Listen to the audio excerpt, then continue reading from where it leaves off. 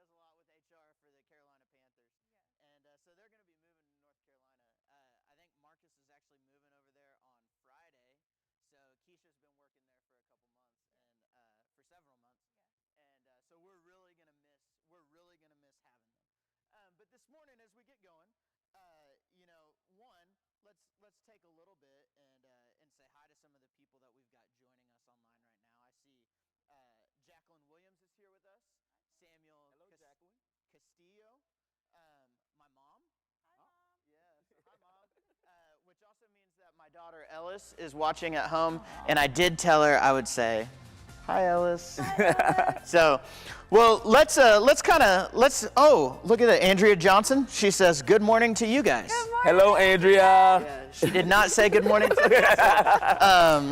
Thank you, She loves you Andrea. too. Thank you. Hey, so we're in summer now. Yes. And here's what I want to know. Here's what we're going to kind of talk about a little bit is what is that one summer activity that you are looking forward to? So for everyone who's at home or in your bed or driving in a car unsafely watching this, all of that, take just a second in the comments, maybe not the drivers, and let us know what is the one summer activity that you're looking forward to. Share it in an emoji. You can just type it in, whatever you want to do. But for you guys, like, what is Wow. summer like for y'all?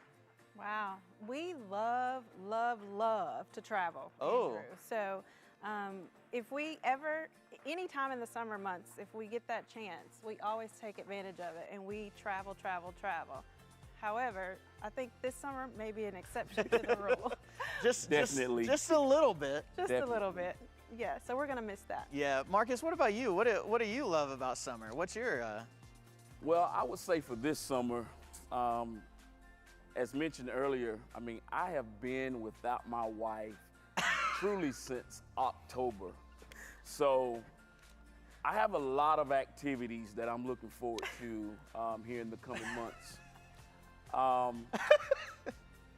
What's so funny, Andrew? Nothing funny at all. But seriously, one thing I'm looking forward to, so Keisha and I, we built a house, so it's going to be an exciting time to watch my wife decorate. She's very good at that and kind of telling me where to put things. So I'm kind of looking forward to that. Yeah, how are your picture hanging skills? Oh, Are you good? oh yeah, So thebomb.com. Oh man, I'm like put in an anchor, but it was like the wrong size anchor, and then I've got a big hole in my wall, and then I got to go get a bigger anchor for the bigger hole, and it's just A disaster? it's very much. Call the professionals. Please tell Steph I know a great handyman, and I'm not talking about myself, but I do know a great handyman right here in Northwest Arkansas. Oh man, well, I will have to get that number from you soon, and maybe I can trick her into thinking it's just me. So, awesome. Well, this morning, as we get going, I'm glad that you guys are with us. This week has been, really the last 2 weeks have been really difficult with the murder of George Floyd, with protesting going forward, and with all of just the tension and struggle going on right now. For me, it's been really eye-opening for myself, right? I've found in myself anger, shame, like guilt of I haven't done enough, or I don't even know what I'm supposed to be doing, all of that. But I know that this week has been a different experience for you guys in some way. How's this time been for y'all? Yeah, I appreciate your authenticity in your response. I will tell you, Andrew, it actually gets emotional sometimes, just thinking about it, how we can actually be in 2020 and still experiencing so much hate from the past. It's unfortunate, it is sad, but it's the reality that we live with. One of the things I think about is, I'm a mother of a 17-year-old African-American male, and it's sad sometimes that just the mention of him wanting to leave the house, so to speak, and go somewhere, I always question, or we always have the conversation, be careful, don't forget, be respectful, but, unfortunately, because of the color of your skin, sometimes you may interact you know, with the authorities in a way that maybe you didn't expect. Yeah. So just be careful. We're always praying. We're always asking the Lord to help, you know, shield and protect. But to be nervous and worried and scared about my son leaving the house, it's unfortunate, but it's real. Yeah. Well, you know, as you guys noticed, like she doesn't have any concern about me leaving the house. It's only about the sun, right? Well, I mean, I did hear that you did 168 push-ups this morning, so. You can handle yours. Yeah. So for me, it's been very, I guess, inspirational to see the diversity at the protest this week, or the last 2 weeks, I would say. So that's a sign for me that that's changed. Yeah. And right now, you guys, I mean, the black community is truly, we're screaming out. And basically we've been doing that for the past 28 years or so that I know of, dating back to, you know, the Rodney King situation. But what needs to happen here is, for this change to happen, the black community is going to need the support from the white community. I think having the white community weigh in on these issues that are taking place, I think they'll be heard in a different manner. Yeah. So, you know, as I, you know, think about things, you know, no one, I think, is born to hate someone for the color of their skin. I just don't believe that. I believe it's something that's taught. And at the same time, you know, I mentioned this to, I think, Pastor Mike the other day. You know, if you can teach someone to hate, you can also teach them to love. Yeah, you're right. And I think that's where we kind of need to turn our focus to, is teaching people how to love. Not just going out trying, you know, speaking to the black community, but going to speak to these law enforcement officers, you know, the people that call the shots, you know, teach them about love, because it's evident they don't have that. Yeah. So. Well, y'all, I'm so thankful for you guys being here this morning, for y'all speaking real and true to our church family, you know, and like Marcus said, we all have a role to play in this, and so we've got to step up and do it. We've got to listen and learn. We got to speak where we need to speak, all of that. So thank you guys for walking through this with us. Sure, and Andrew, we love this church. And, you know, we want Grace Point to continue in the manner of the love that's always shown. One of the things we noticed immediately when the Lord led us here was our skin color did not matter. Yeah. When we showed up, we were embraced, we were loved, we were welcomed. It was overwhelming. Yeah. It was beautiful. And we want to just encourage this church family to continue doing that.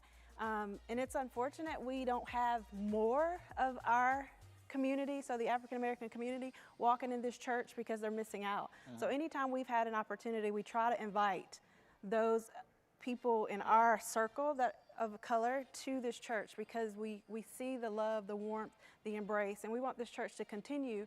But we also would like to encourage the church to step outside of the walls of this church and our church community and reach a helping hand. You know, we are a global discipleship church, and it's a beautiful thing. But I think sometimes we need to step out into the communities right here locally that has a different skin color. It's not many in this area, we know that, but where it's obvious that there is a different race or ethnic background in our community here in NWA, I think, you know, this church could do a great job and have a huge impact if you just step outside the boundaries just a little bit more and be intentional. That's my favorite word these days, is how can we be more intentional about who we bring into the church family. Well, you know, you guys are gonna be missed from here, but we know that you guys will continue to help challenge us as we go forward.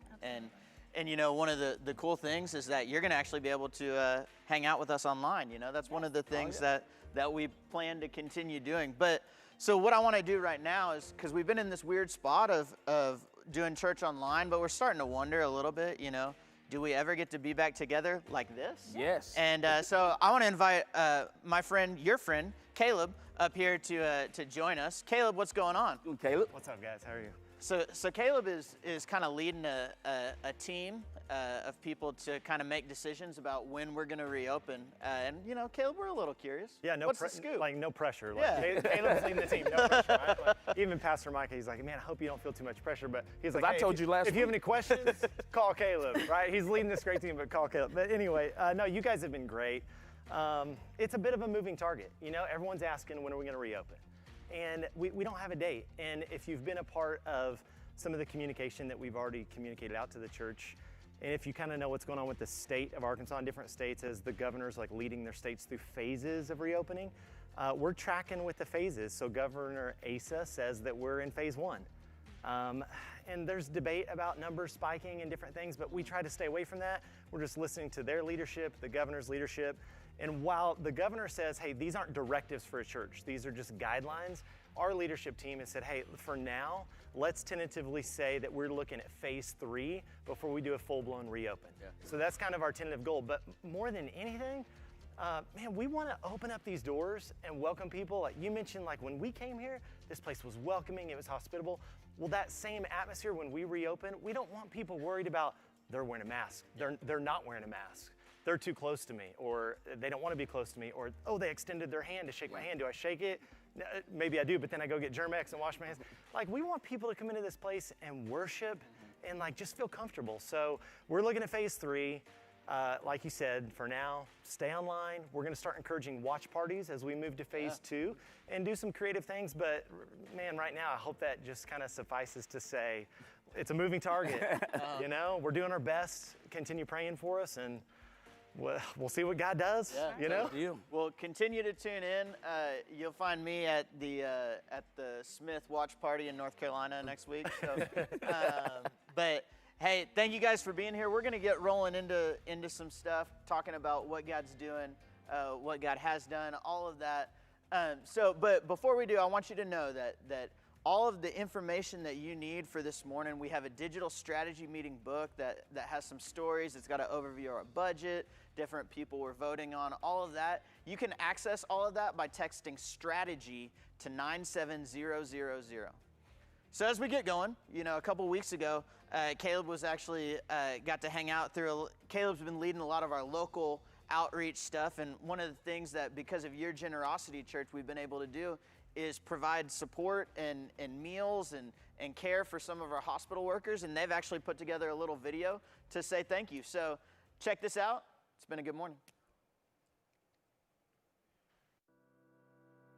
Hello, Mike and Lori and Grace Point Church. It's a real honor to represent Mercy to tell y'all thank you for the outpouring and blessing that you gave all of us. Good morning, Grace Point Church. I just wanted to reach out and say thank you so much for your giving and your generosity. Hey, Grace Point. Just wanted to give a quick thank you to all of you for all the love and prayers and support and encouragement during this crazy COVID time that we've experienced. Hey, Grace Point, Monty Moore here. Hey, I just wanted to thank you guys for the gift card to the restaurant the other day. My name's Dr. Bush. I work for Mercy in Centerton. Was at work one morning and received a letter from Mike. Just a thank you note that really just meant a lot to be seen, also with a gift card. Hey, Grace Point family, this is Jeff coming from the lab at the Bella Vista ER. And I just wanted to say thanks for the ramen gift card that you guys gave us. COVID-19, there's nothing routine about it for any of us, especially for those co-workers that are working in the unit with COVID-positive patients. There's just some unknown there. There's a little tension. You know, we're all committed to the work. They're happy to do it, but it just takes an extra toll. Very touching to feel seen during this time and know that our church is so supportive of all the healthcare workers. Sometimes the lab doesn't get noticed like some of the other healthcare professions do. It's nice to feel appreciated. It's little things like that encourage us and keep us going. As we walk off a 12-hour shift, we're able to go grab a free dinner and bless our family and just be able to eat and rest. That was just a really cool little reminder of kind of what we're doing. It really brightened my day and gave me a little bump of encouragement there to do even a better job, knowing that people were reaching out and saying thank you. My gift card I actually turned in to our coworker crisis fund. There are many more that needed it much more than I did. good. We're a group of coworkers, everyone doing a lot of different jobs, and what y'all have done and how you have reached out has really been a blessing to so many. We're so grateful. I had so many nurses and respiratory therapists come up to me and just say thank you. We love it. We're thankful for what it does specifically for our family, but also just for the community of Northwest Arkansas. You know, Matthew 5:16 says, "Let your light so shine before men that they may see your good works and glorify your Father who is in heaven." You're doing some good work. So I just wanted to let you know that we appreciate it, and thank you. Thank you again, guys. Keep doing what you're doing. Thank you. You guys take care. Be safe. We love you and live set.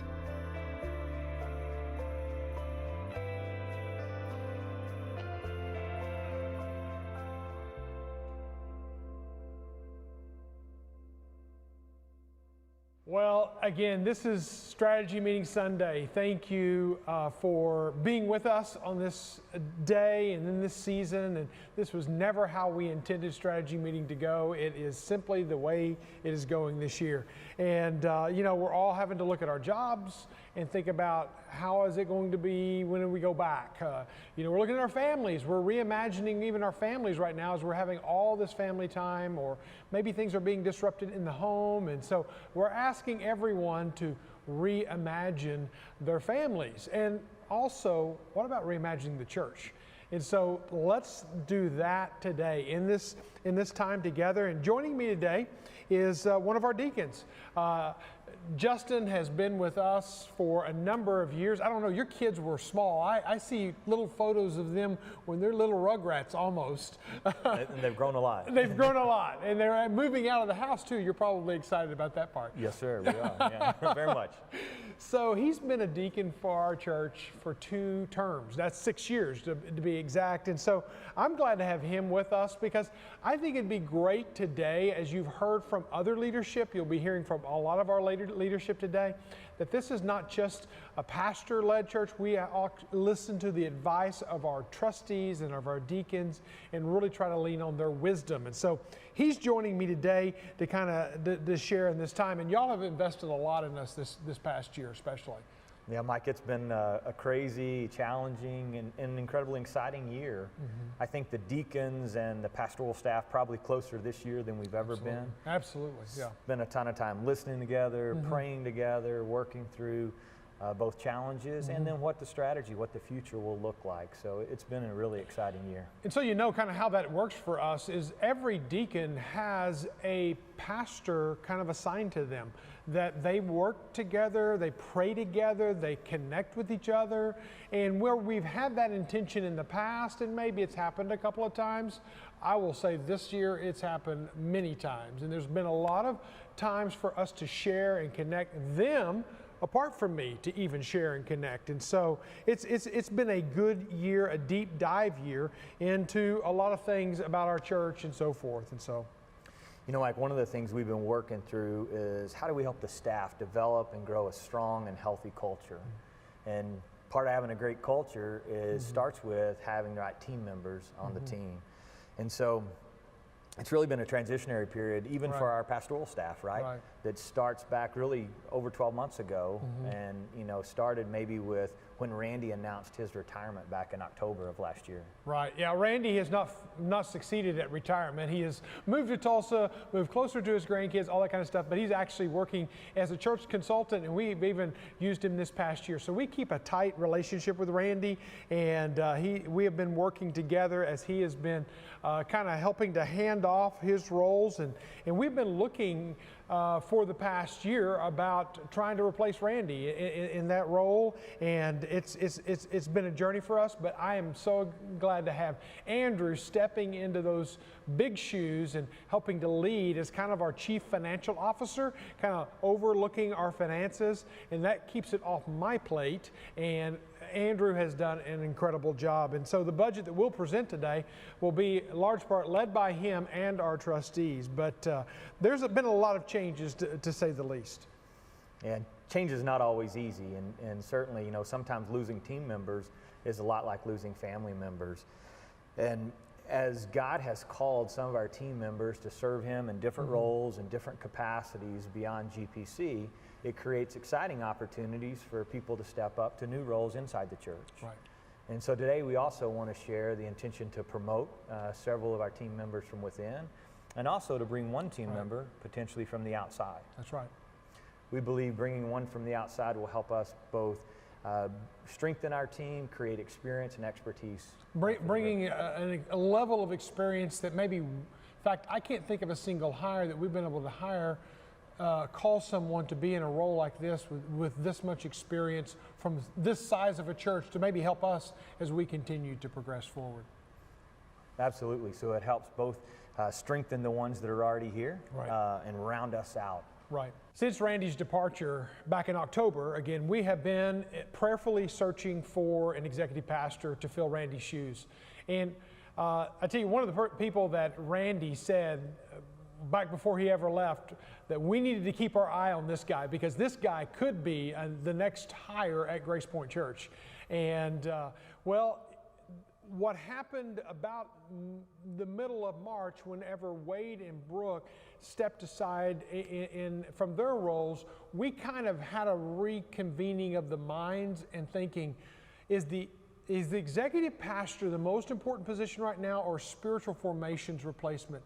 And we all agreed as officers in the church that probably the most important position right now is spiritual formations, kind of getting that core element of spiritual formations gap filled, and making sure we have the right person. And I can tell you this, Carrie Abbott's been working with me on this, and we've seen over 83 resumes come through. That's a lot to sort through.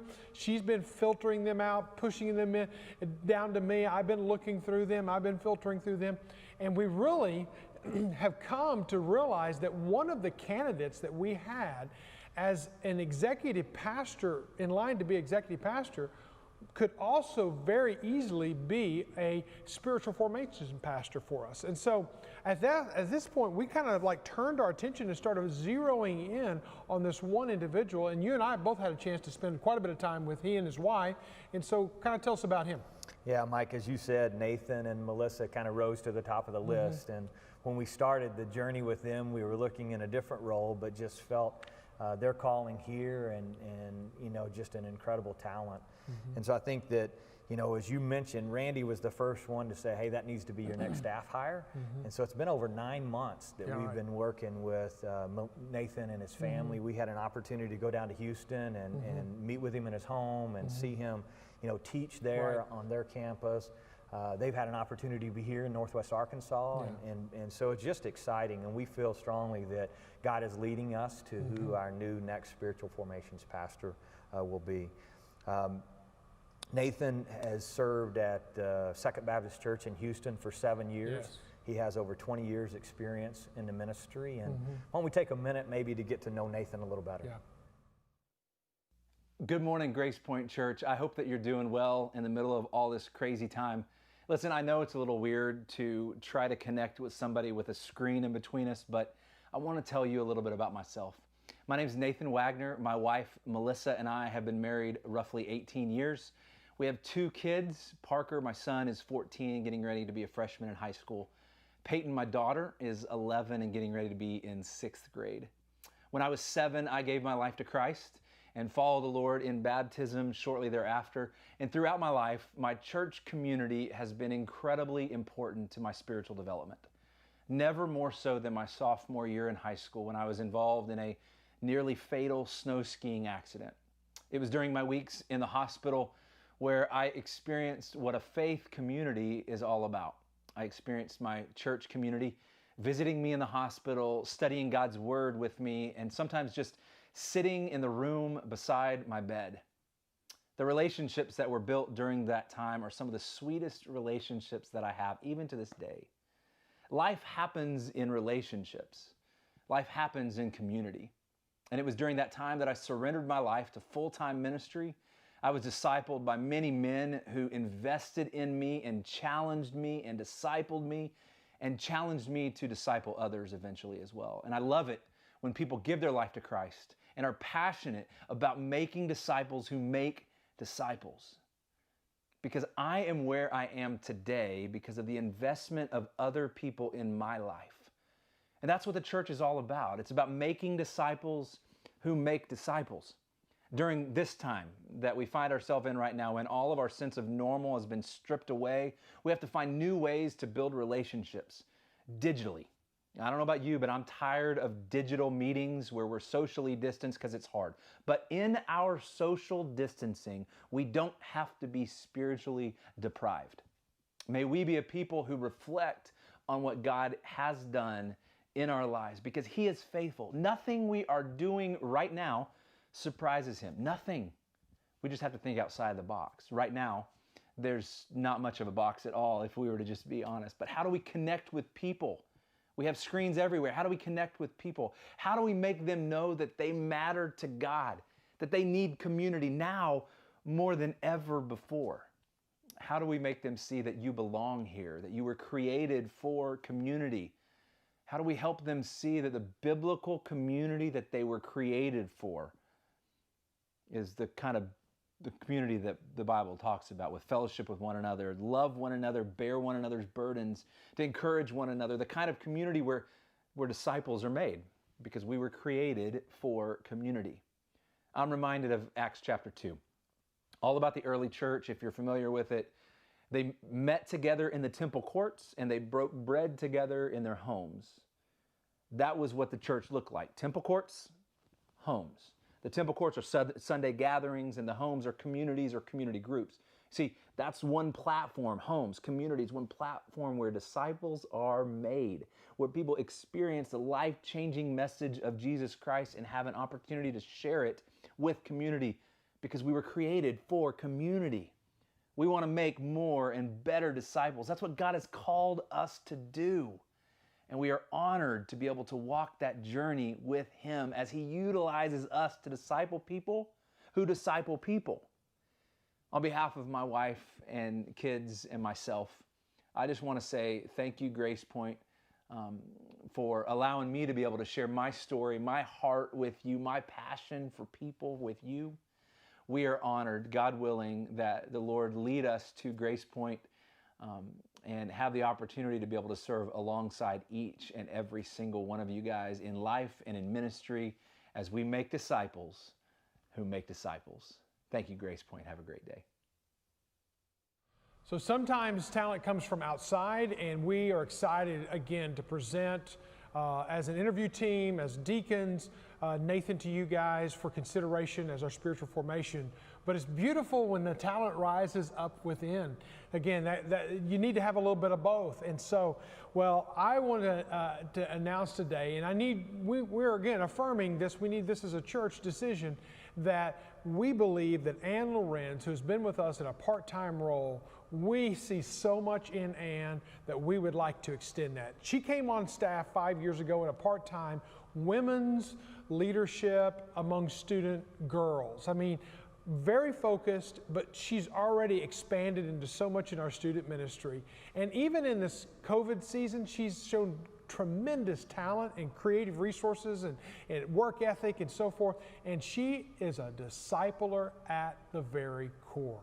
We would like to add to her portfolio, if you will, her responsibilities, both continuing to work in student ministry, half of her time, but we want to make her full-time to where another half of it, she's also helping out in that adult groups ministry. And so we're excited about presenting that to you. I think the small group ministry, and if Nathan comes on board, that will just bolster that ministry even more. So excited to have talent again from without, but also talent rising up from within. So what some other areas of change in our church? Yeah, Mike, so staying with talent from within, with the recent changes in KidMin, Tyler and Dina came to us proposing some strategic differences in the KidMin team. And what they were proposing is adding a director of mobilization and leadership development.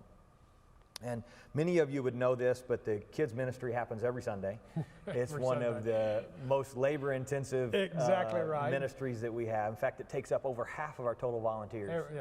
There's 150 people needed every week to keep our kids ministry team going. Right. My wife and I have been serving there for a number of years. In fact, this year we started serving about 12 years ago, and the group that we taught, the kindergarten class that had Matthew McConnell, my daughter Emerson, and a whole group of them. That group will be seniors this next year. That's right. So it's been a crazy season.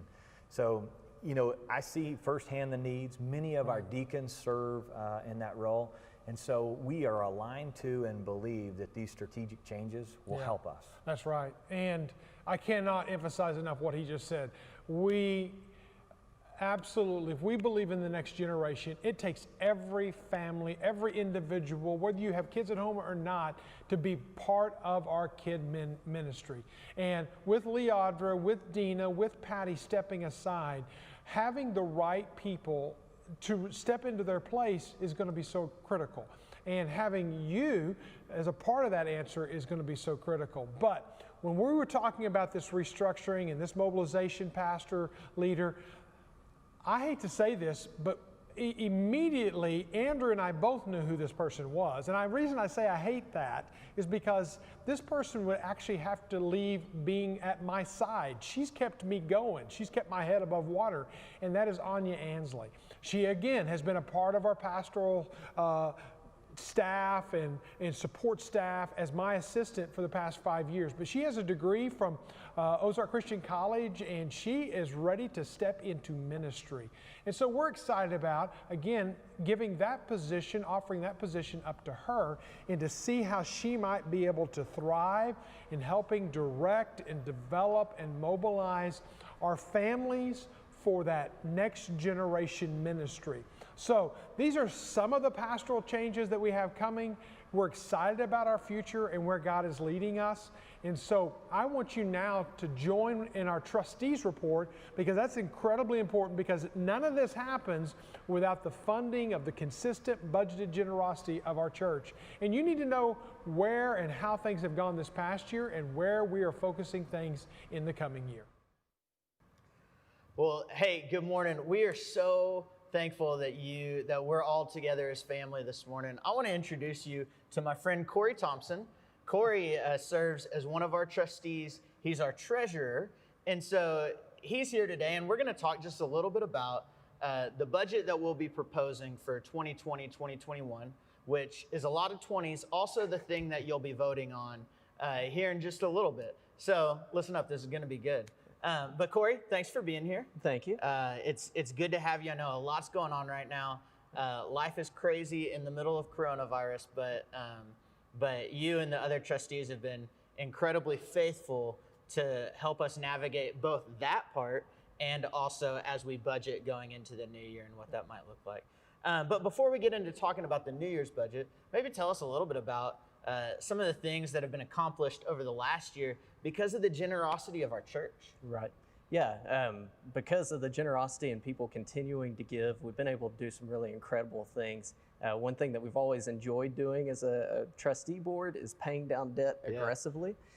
So over this past year, we're able to pay down over $750,000 in debt, which puts us on a timeline to pay off the building and frees up cash to actually do things with the gifts that are giving to further ministry. Yeah, awesome. And we actually refinanced earlier this year. We did, which is always fun. Yeah, so it's been really cool. What else have you seen happen? You know, maybe with some of our global partners, anything like that? Yeah, so we were able to do a microloan to a storefront in the Himalayas to continue, supporting that region and spreading the gospel there.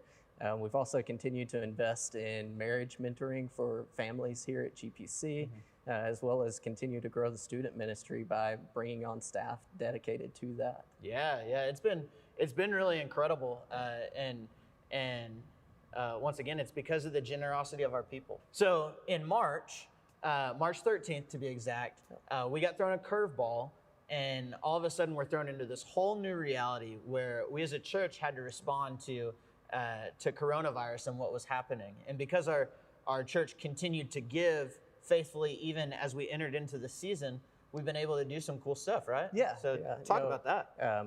Some of the coolest things. So as a church, we're able to look at, as we're living in a new world now, there's people that, are really being pushed, in between healthcare workers, truck drivers, students, nursing home workers. And through a number of programs that we've put together, we've been able to bless those people, whether it's providing a meal or providing some sort of support. We've been able to use the gifts that our church continues to give to reach those people and, hopefully show them that, as a community where they're supporting them as they're struggling through this season. For sure. It's been really cool to see and man, it's to see that our church sits in a financially stable position right now, given the season we're in, it's God's faithfulness through and through, and your faithfulness. So let's talk a little bit about the coming year. What does our budget look like? What are some of the things we want to do with that? Can you talk about that some? So this coming budget that we're proposing is a 1.1% increase over the prior year budget. We think that that's still a giant leap of faith, given where we are and the way that the economy's been hit and everything else with coronavirus. But one thing we have to say is that we've been just shocked at the generosity of the church, and how even as we know that families and people's employment is struggling, people have continued to give. So not only were we able to meet our budget for prior year, we're optimistically looking ahead and growing the budget into next year. So over the coming year, we obviously have some big goals that we want to go after, some things that God has laid on our hearts. Can you maybe talk about some of those specific initiatives that we're going after this year? Yeah, so in the coming year, one of the things I'm really excited about seeing is we've always had a strong special needs ministry, but we're doubling the resources in the coming year, adding staff in that area so that we can better meet families where they are and provide those resources and get people into the church and take away reasons not to come to church. We also have retooled the pastoral team. There's been some changes there, but we feel like we're really on a strong footing moving forward into the coming year with the changes that have been made. The other challenge that coronavirus brought is we realized that we're not really equipped to do online church. And we've been really amazed at how many people have utilized that as we've been able to grow and do it and scramble to do that. So the coming year budget includes a lot of resources that are going to allow us to carry that into the future, and that become a way that people can interact with the church more regularly. The other thing that we've continued to do with the budget is to grow what we're doing internationally. So really happy to report that the mission side of our budget has grown in the coming year. So even as we're taking on challenges here locally, we still have the vision to go and to spread the word of God across the nations. Well, it's in a season like this where a lot of our partners see their giving drop, and we want to hold strong to supporting them. So absolutely. Man, that's awesome. Well, thanks for taking the time to come hang out with us. It's Tuesday here, Sunday for you. But hey, just real quick before we move on in our gathering today, I want to give you a couple quick instructions about how you're going to vote. So in a little bit, we'll be calling for you to vote on some of our new staff, our new lay leadership, deacons and trustees, but also to approve this coming year's budget. To do all of that, you can do it one of two ways. You can either go to gracepointchurch.net/strategy, where you'll be able to view our digital strategy meeting book and also vote on that page, or you can text strategy to 97000, so strategy to 97000, and we'll send that right back to you in a text. We're going to shut voting down at about 2 o'clock this afternoon, June 7th, so you'll definitely want to make sure your voting happens then. And other than that, thanks for being with us this morning. Corey, thank you. Thank you. And we'll see y'all soon. I love our deacons and I love our trustees. And Corey has served us so well as our treasurer this past year, bringing his in-depth wisdom and insight. So thank you for Mike Keller and for Corey Thompson, who has been serving for the past 3 years as our trustees, and they are rotating off. And so we're going to miss you guys, but stay close. We know your number. We also love our deacons, and I mean that in a very sincere way. These men are very committed to leading their families well as godly examples. They're very committed to being in our church as examples in our church in how they serve and live sent in so many ways. And so I can't I can't think of a better group of people to be in a mutual accountable relationship with than these men. They call me out on my junk, and I'll call them out on their junk. And so we have a great relationship like that. And so one of the things that I get to do every year is I get to introduce to you names that have been recommended by our members and names that have gone through an interview process that we want to nominate before you today. And the two names that we want to nominate before you today are Jeremy Thompson. And Jeremy, what can I say about Jeremy? He is a man who has been in our church and served in our church on mission. He has truly lived a Mosaic life in our church. He's fostered children in our church, and they ended up adopting those kids. And so a beautiful story of our Mosaic church family right there. And then also Dean Hudgens. Dean is one of those men who is just an intelligent individual, but a kind-hearted individual. His family, too, is a very Mosaic family. They were living that way long before they ever came. They're both very globally minded. Jeremy and his wife Jenny have led trips to Ireland with our student ministry, and they served in our student ministry for a number of years as small group leaders. And then Dean and Jeanette, again, have invested in our student ministry.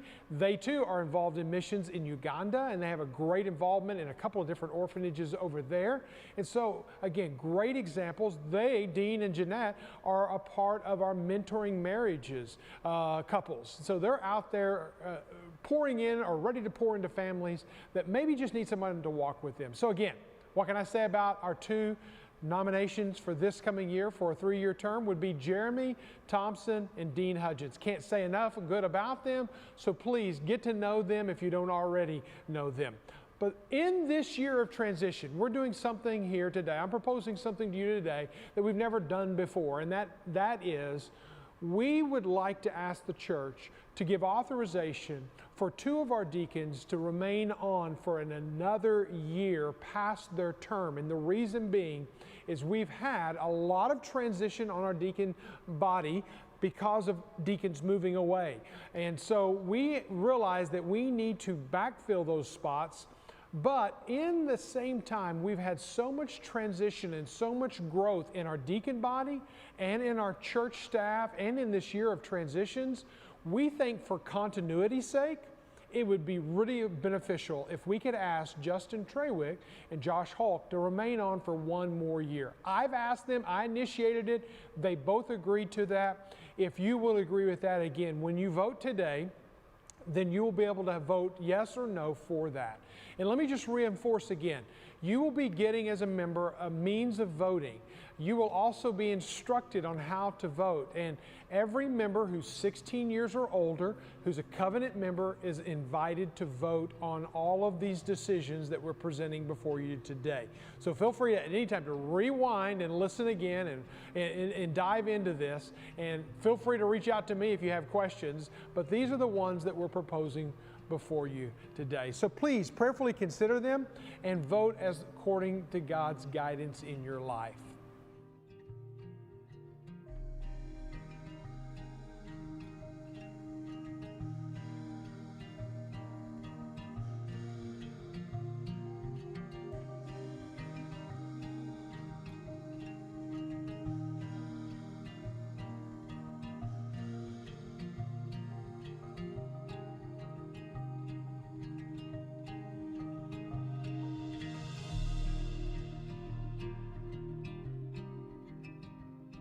God does His greatest work in our disruptions.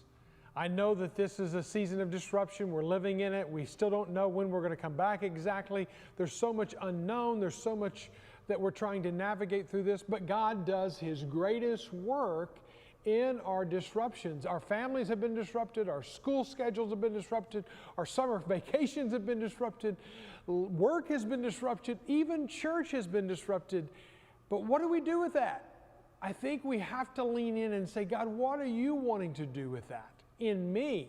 What are you wanting to do in me and us as a church? And that's what I get excited about. Whenever I think about God does His greatest work in our disruptions, then I want to get on the edge of my toes, on the edge of my seat, on the end of my toes, and I want to go, hey, God, let's do this. I want to follow you in this season. When you think about Moses, Moses had to go through a season of social distancing when he climbed to the top of Mount Sinai. But what happened? God gave him the 10 Commandments, 10 clear directives that we to this day still reference as guidestones for our life. And so God does his greatest work in our disruptions. Whenever you think about David, David lived a nomadic life, living in the valley, living in the caves of the Engedi Valley. And when he was there, he was running from Saul as Saul was trying to kill him. He had to live in the caves of Engedi before he could ever live in the palace in Jerusalem. So God does his greatest work in our disruptions. When you think about Elijah, a great prophet of God, had seen God do great things, but yet he sat underneath a shade tree and wanted to die before God takes him in a chariot up into heaven. So God does his greatest work.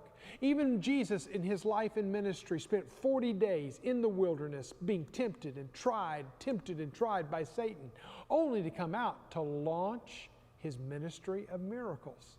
God does his greatest work in our disruptions. When you think about it, this is day 85 since our church has been able to assemble, come together as one body. This has been a season of disruption. But let me say this, with all the depth and breadth of my heart, I am excited about what God can and anticipating what God will do through this season of disruption. Because as we're talking about in the James study about how to reimagine our lives, I want us today to think about how can we reimagine the church. As God designed and created and birthed, and it's his church, it's up to him if it's going to live, die, or survive or whatever. I believe God's got a great future for us. I think about the prophet Isaiah. Isaiah chapter 43, verse 19, is the verse I want us to zero in on. Maybe it's a verse you might want to memorize for your life, but it's a verse for Grace Point in this season. This is what he says. He says, "Behold, I am doing a new thing." I'm doing a new thing. Now it springs forth. Do you perceive it? He asks us a question. Are you seeing it? Are you anticipating it? Do you see it? And then he said this, "I will make a way in the wilderness and rivers in the desert." There's no doubt whenever you look at the people of Israel in the book of Isaiah, they were under exile. They were fearing and facing disruption of a magnitude like no other. When you read Isaiah, you actually don't get very many warm fuzzies because it's a pretty dark book. It's got a lot of high poetry in it and a lot of prophetic words in it. It's really kind of hard to read. But when you get to Isaiah 43, you can't help but get excited. Because when you look at there, he says, "I am, I declare, I have, I will, I give. I'm going to do a new thing." God is all about the promise in Isaiah 43. So read it for yourself and circle every time God identifies himself as doing, as being, as who he is and what he wants to do. That's where I am on the edge of my seat right now, anticipating what is God going to do in this season, because this season is a season of disruption. That doesn't discourage me, that excites me. When I look at this verse, I just want to break it down for a few moments today and let it be something that hopefully will just rest in your heart. That I hope that I see some promise in the midst of disruption, some opportunity in the midst of disruption. Two promises to zero in on here. God is still doing. God is still doing. God is not unengaged. God is not disconnected. God is not unaware. God is still doing. Are you a part of what God has done? And then here's another question. Will you be a part of what God is doing? I love what God has done at and through Grace Point Church, but I'm excited about what God is doing in Grace Point Church. Done, doing. Excited, or love and excited. Those are the emotions that I have when I think about this. I love what God has done. I'm excited about what God is doing. When I look at what God has done and I think about the hundreds of families that God has helped restore and renew their marriages, or brought hope, or established homes, established lives and relationships in our church, I get excited and I rejoice in that. When I think about the number of people who've given their life to Christ, we have a sign that's lit up in our gallery that we're praying for 508 people to be saved and born again, and we are getting very near that century mark on that. So let us continue to pray, and let us continue to show and share Jesus in everyday conversations with everyday people. That's what we're called to, and I get excited about that. I get excited and I love the fact that God helped us led us to help start multiple churches, one right here in Bentonville, one in Boston, and now we're also helping to start one in Denver. So when you think about what God is doing, I get excited, and when I think about what God has done, I love looking back on what God has done. How we've been able to love local, our adoption ministry, our adopted and foster families. We've had families, some families have had up to 20 different foster children in their home.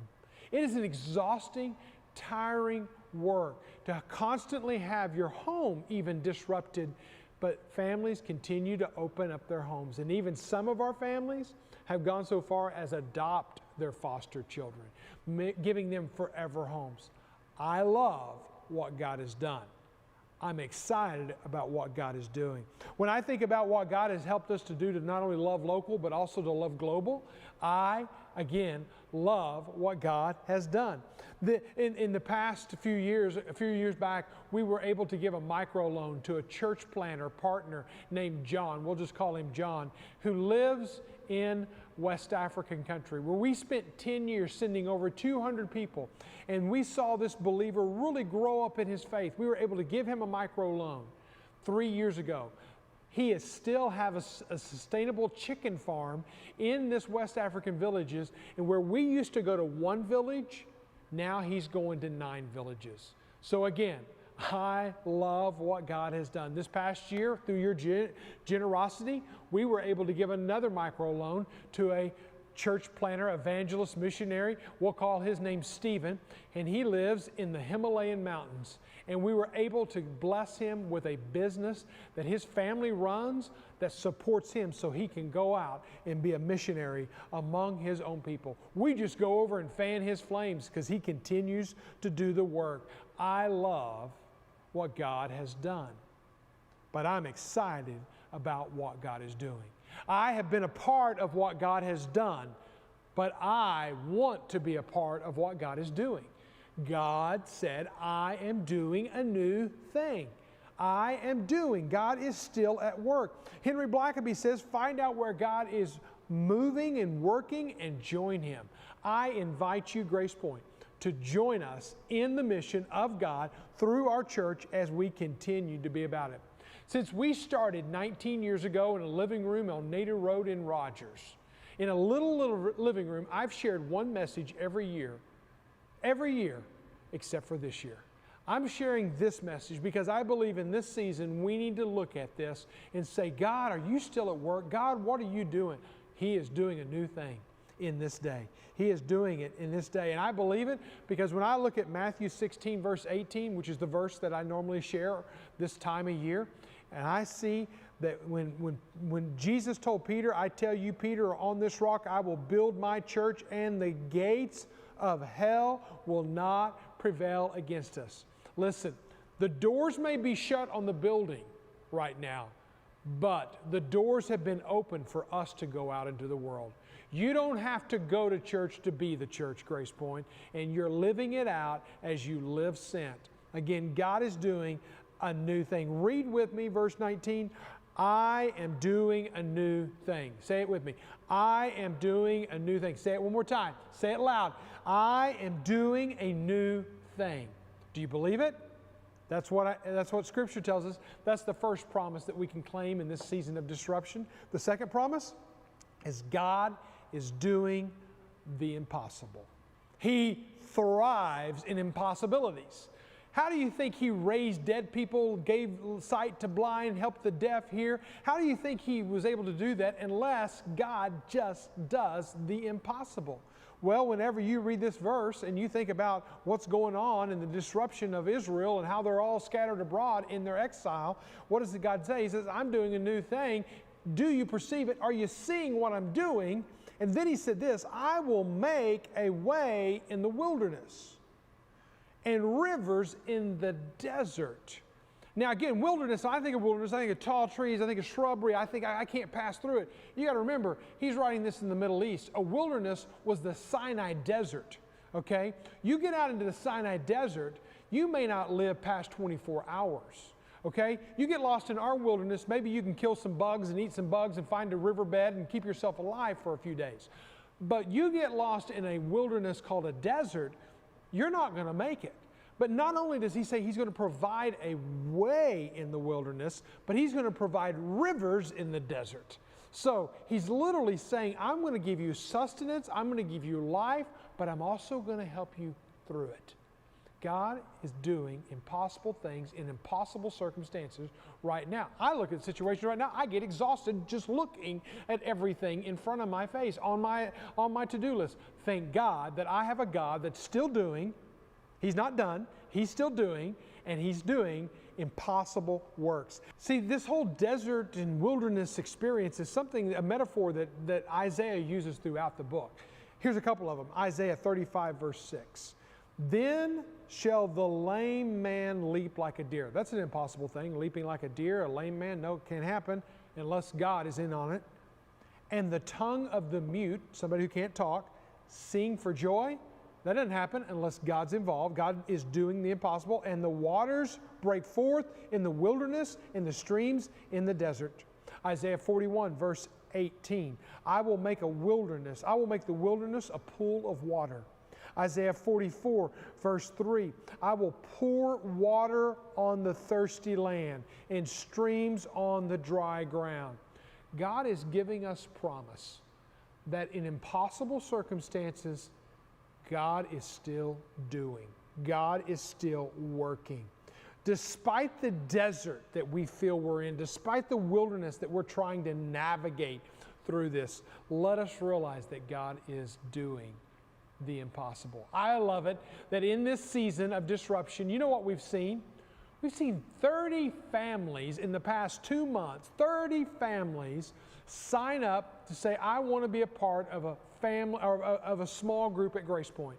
I want to be a part. Some are singles, some are couples. It's so beautiful to see community happening whenever we're supposed to be social distancing. God is doing incredible things in impossible circumstances. I love it that in the times when everybody's money is getting tight and squelched and we're having to kind of watch our 401ks go to the pot and the stock market crash, what is Grace Point doing? We're increasing our generosity into the community. In the past 2 months, we've served through the truckers, through the students who are under-resourced in the schools, or through the nurses and the doctors at Mercy Hospital. We've served approximately 5,000 meals out to our community. Northwest Arkansas, we're loving Northwest Arkansas in this season. Hope in WA is not a one day a year. Caleb Gibrelli told me to tell you, it is an ongoing time right now. We have increased our global commitment to our global partners. We have partners who are literally screaming for needs because their giving from other partner churches or individuals has decreased. Grace Point, I tell you, has increased. None of that happens outside of your budgeted, consistent generosity. None of that happens unless God has not only done a good work, but He's still doing a good work at Grace Point. I love it that whenever you think about a situation like this, you know, we can't go to church, my kids can't go to WeWorld, or my kids can't go to student ministry on Wednesday nights. There's no way that they're going to grow in their faith. I love it when families own the space of spiritual formation in their own home. Grace Point has been partnering with you for years to see faith developed in your family members. And when I look at this, this is not an impossible circumstance. This is a circumstance that God has given us, a disruption that He can do His greatest work. One example of this as I close today is to think about Matt and Megan Bush.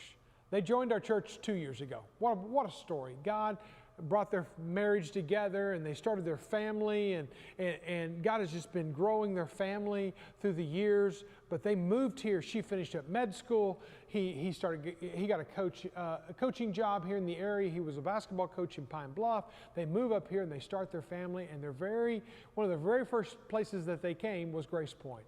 And really, they didn't look back. God led them here. Braylee, their daughter, loved the preschool program, wanted to stay here. They got involved. Matt's an usher, and Dr. Bush, Megan, is working in the preschool ministry, and they're just pouring themselves out.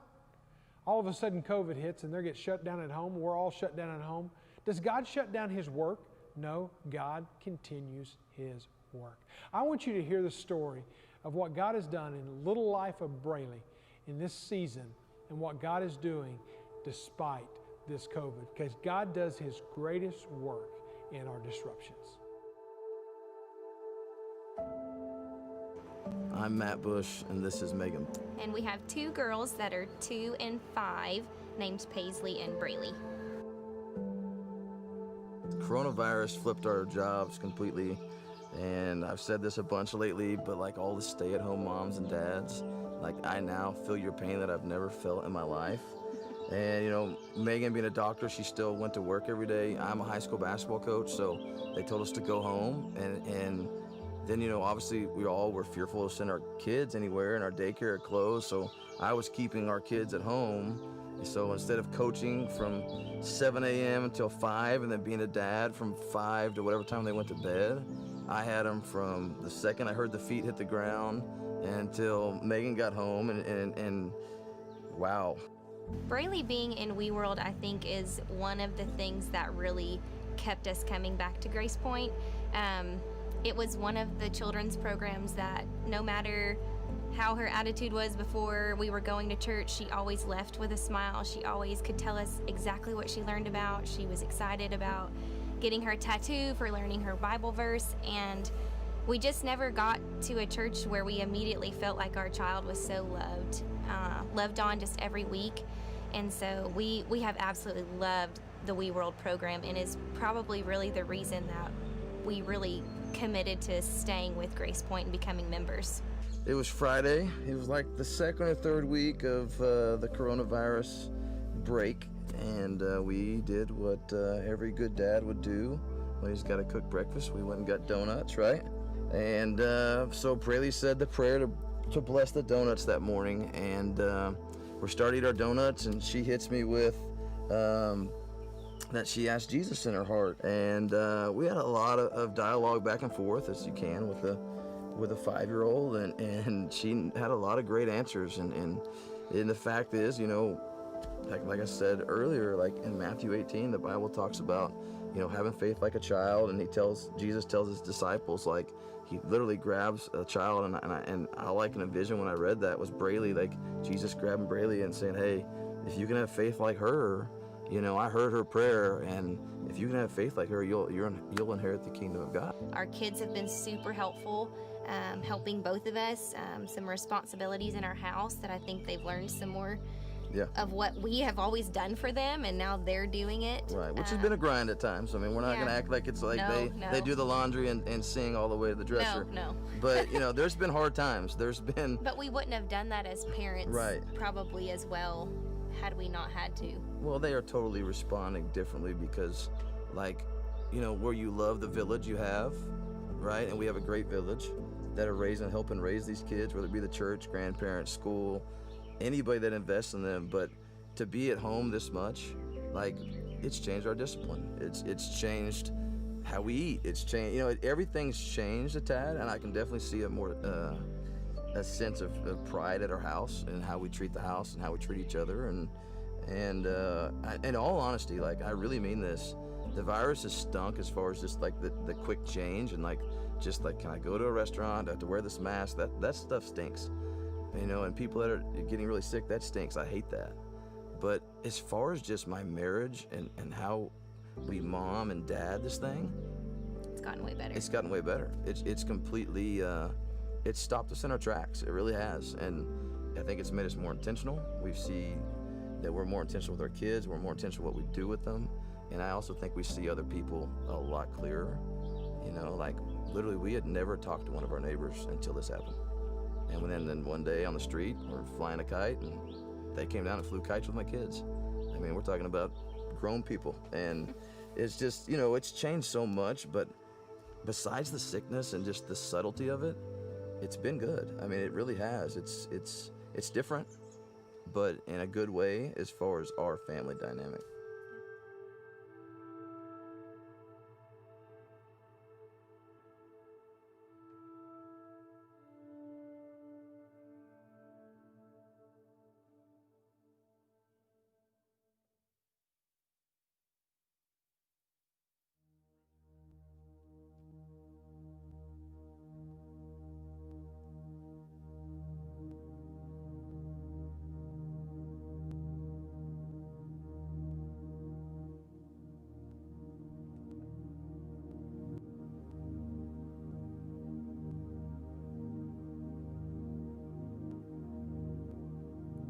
The gates of hell will never stand a chance. Your name prevails, Jesus, the great I am. No word will fail, no weapon formed against your name prevails, Jesus, the great I am. The gates of hell will never stand a chance. Your name prevails, Jesus, the great I am. No word will fail, no weapon formed against your name prevails, Jesus, the great I am.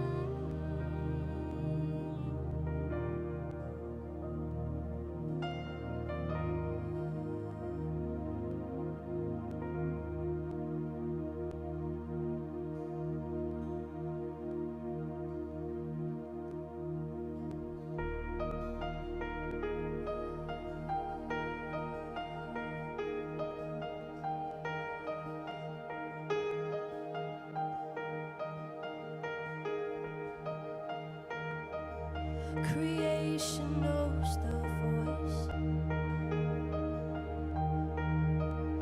that spoke into the void, the breath that brought the dust to life and sang the stars to form. The darkness fears your voice that drove it back before. And though the night is long, I know your light will drive it back once more. One word from you and things change on your authority. Your word, it's true, and things change on your authority.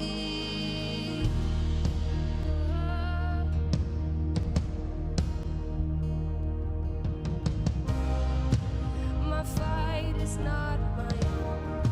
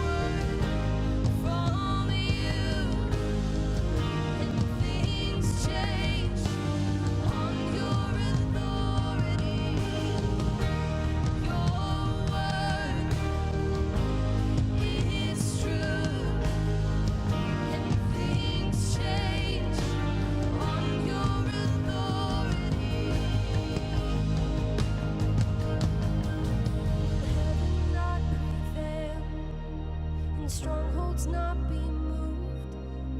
Will spirits not be silenced and cower at his rule?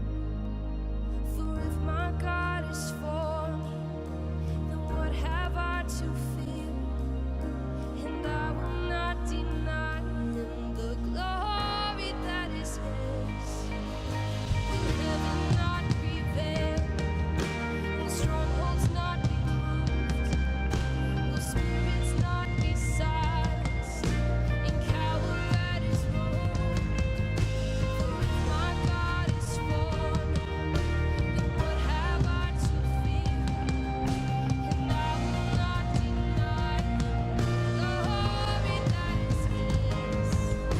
And heaven will prevail, and strongholds will be moved, and spirits will be silenced and cower at his rule. If my God is for me, then what have I to fear? And I will not deny him the glory that is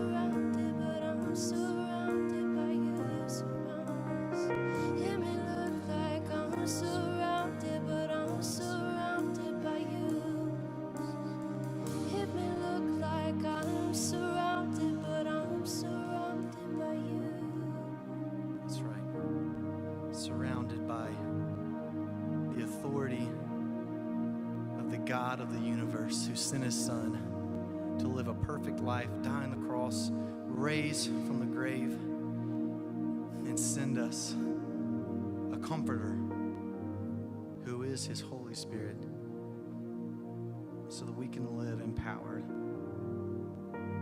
Thank you, Jesus, for your sacrifice on the cross. God, I thank you that we get to celebrate not only your authority, but also the power that we have in that authority. Thank you for your Holy Spirit guiding our hearts and our minds. And God, just be with us as we sing and celebrate everything that we've heard today and the forward direction of your church. God, as we celebrate and we smile and we're excited, God, I pray that you just remind our hearts and our minds that you are the source of that joy and you are the source of that smile and that excitement. I just thank you. It's in your son, Jesus' name we pray it. Amen. Hey, I am so glad that we as a worship team and as a church got to sing that brand new song, Authority. If you want to sing it some more this week, it's going to be on our Spotify playlist. So jump in there and worship more to Authority. That's the song we just did. And man, I tell you what, there is something so comforting just knowing that the God we serve, the God that we call Father, the God that we call God, is the one who made it all. The one who made it all. There's nothing else. There's no one higher. There's no one greater than our God. And the great thing about that is he's not only authority, but he's also Father. And so we get to celebrate that as individuals, but much more so as a church family today. Knowing that you may be watching on a screen, but so are hundreds and thousands of other people, not only in our church, but also around the world, proclaiming and lifting up the name of Jesus. And it is all because of his good grace. The gospel is not only for the Jew, but it's also for the Gentile. The gospel is not for one group of people, mind you. Our God is a God of every person. And we sing this next song with joy because we know that to be true. Let's sing together.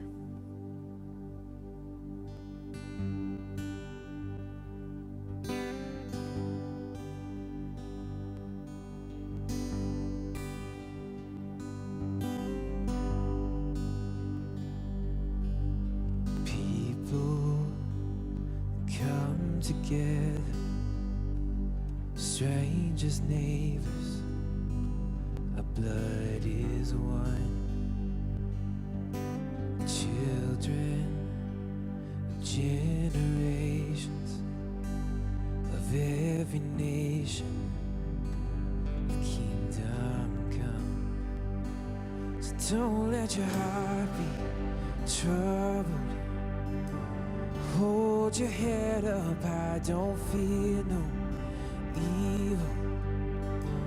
Fix your eyes on this one truth. God is madly in love with you.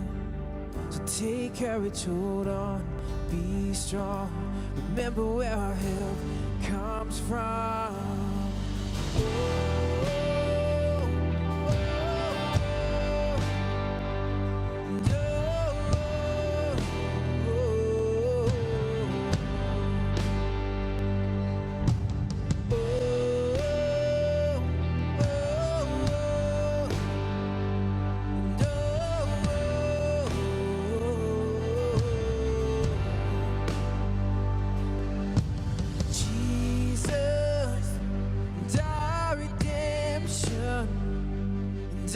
Salvation is in his blood.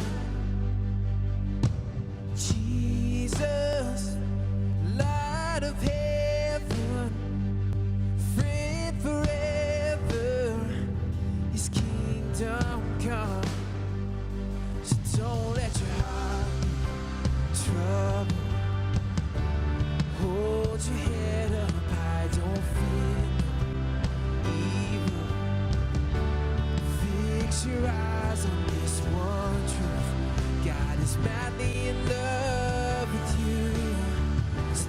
courage, hold on, be strong.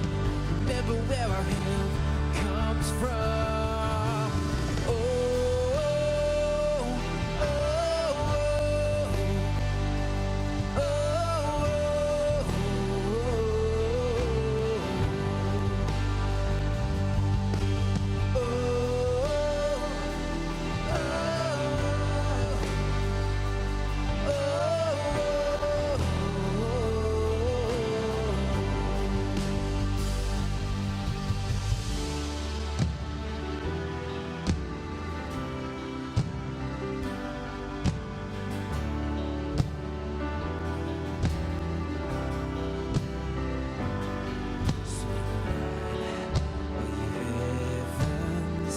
let the praise go up as the walls go down. All creation, everything with breath, repeat the sound.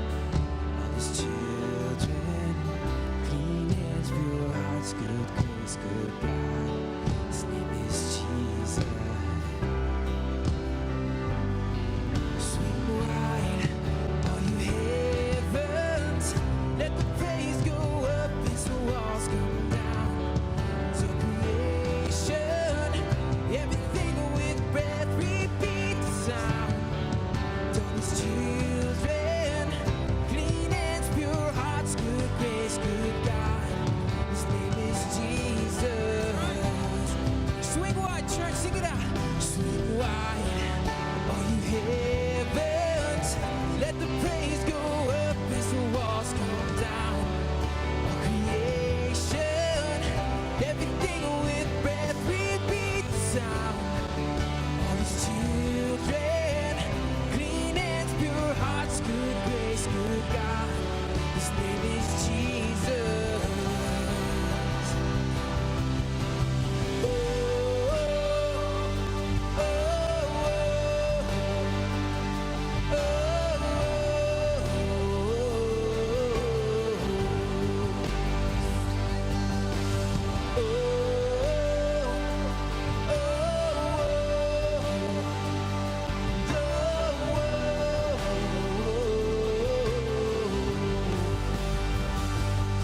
swing wide, all you heavens, let the praise go up as the walls come down.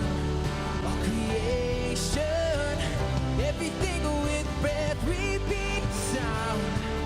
All these children, clean hands, pure hearts, good grace, good God.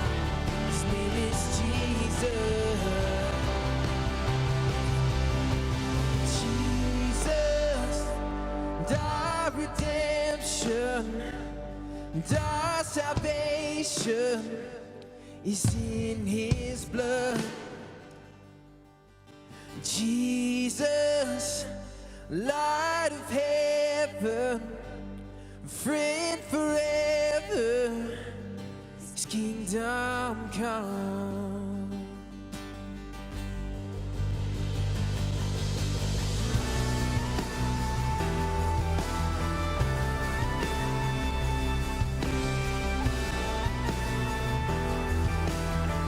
Sing, I'm not gonna wait. Not gonna wait for the walls to fall. 'Cause I know a name that will bring them down. His name's Jesus.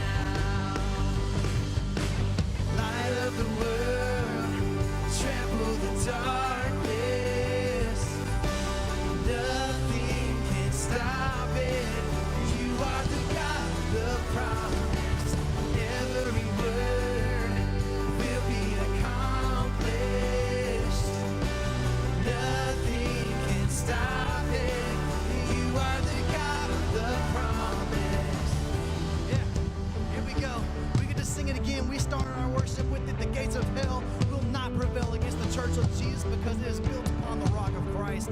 Here we go, let's sing this. The gates of hell. The gates of hell will never stand a chance. Sing it like you mean it. Name prevails. Jesus, the great I am. No word will fail. No weapon formed against your name prevails. Jesus, the great I am. The gates of hell will never stand a chance. Your name prevails. Jesus, the great I am. No word will fail. No weapon formed against your name prevails. Jesus, the great I am. Yes. Light of the world, trample the darkness. Nothing can stop it. You are the God of the promise. Every word will be accomplished. Nothing can stop it. You are the God of the promise.